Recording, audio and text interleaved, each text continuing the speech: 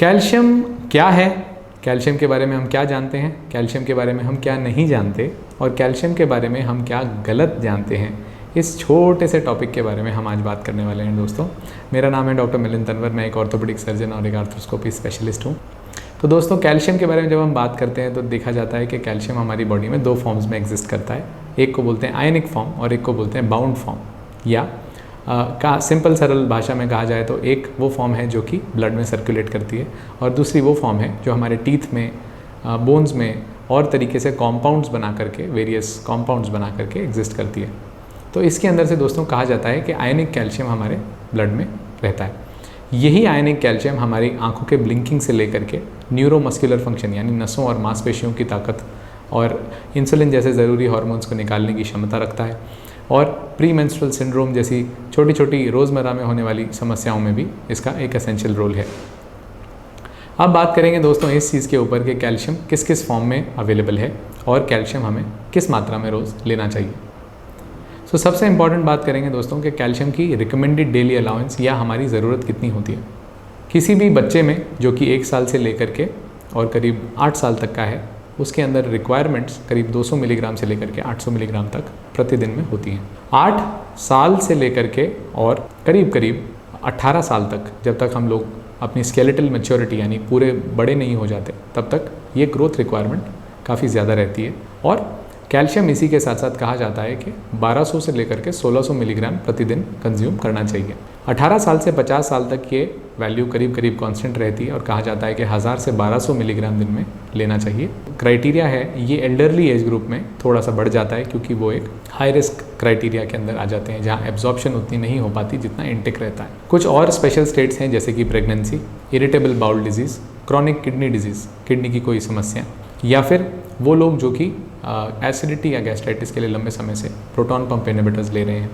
ये वो पेशेंट्स हैं जहाँ पर कहा जाता है कि कैल्शियम की मात्रा नॉर्मल से ज़्यादा लेनी चाहिए अपने फिजिशियन या अपने ऑर्थोपेडिक सर्जन के परामर्श के बाद। दोस्तों इसके बाद हम बात करते हैं कि कैल्शियम के सोर्सेज क्या क्या हैं। कैल्शियम अवेलेबल होता है दोस्तों डेयरी प्रोडक्ट्स के अंदर। डेयरी प्रोडक्ट्स जैसे कि दूध, दही, लस्सी, छाछ, पनीर, घी, बटर एंड चीज़, इन सभी में कैल्शियम की मात्रा बहुत रिच रहती है। ये सभी डेयरी प्रोडक्ट्स हैं।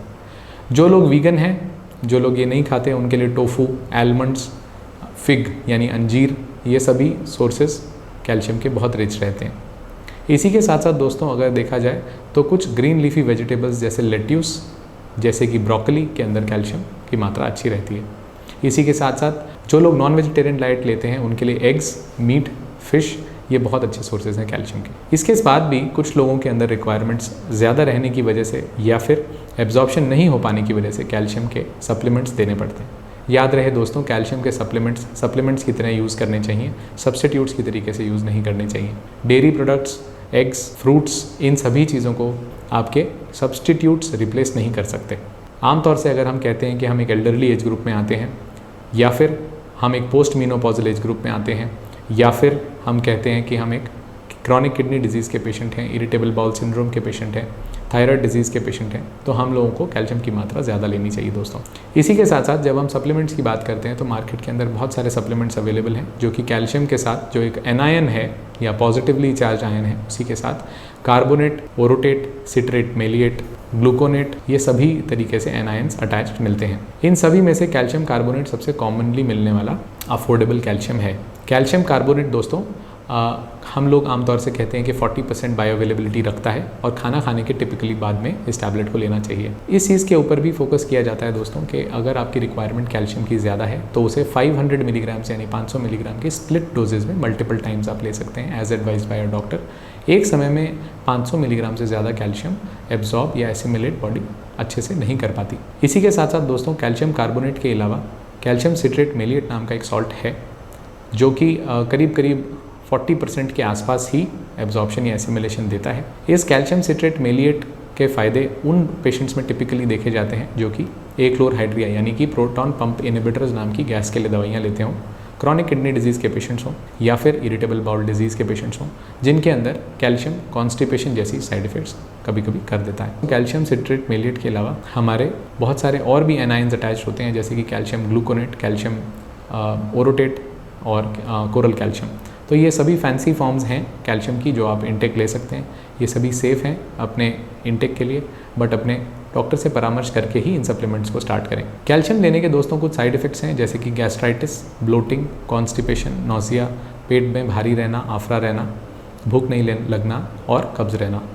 ये कॉमन साइन एंड सिम्टम्स के अलावा कैल्शियम यूजुअली उन पेशेंट्स के अंदर कहा जाता है कि संभाल के लें जो कि थायराइड से रिलेटेड बीमारी, एपिलेप्सी या दौरे से रिलेटेड बीमारी की दवाई, एरिदमिया यानी दिल की अनियमित धड़कन की दवाई ले रहे हैं। ब्लड प्रेशर की दवाइयों के साथ भी कैल्शियम को कई बार कॉशियस यूज़ में रखा जाता है। इसी के साथ साथ दोस्तों बात करेंगे अब हम एक अपने आखिरी सवाल के ऊपर, जो ये है कि विटामिन डी का कैल्शियम के साथ क्या रोल है। विटामिन डी और कैल्शियम दोनों बहुत ही अच्छे मित्र हैं हम कहेंगे तो।